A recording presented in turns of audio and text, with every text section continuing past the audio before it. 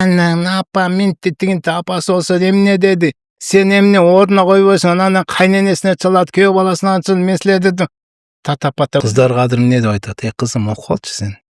Илим алып алчы.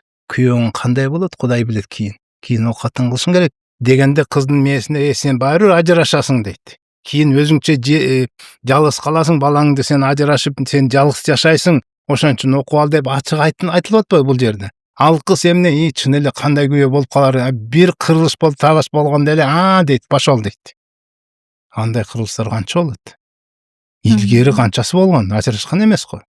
Азыр бирдеке сен апа минти тигинти апасы болсо эмне деди? Сен эмне ордуна койбойсуң? Анан кайненесине чалат, күйөө баласына чын мен силерди тата-пата көйүп кетти да.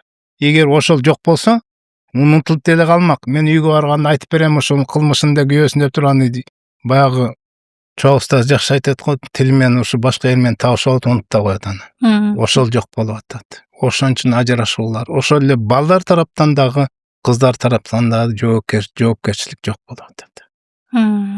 Аны ата-эне коет, приводить этет. Бүгүндөн баштап. Кызым, дунгандардан көрдүм тарбияны.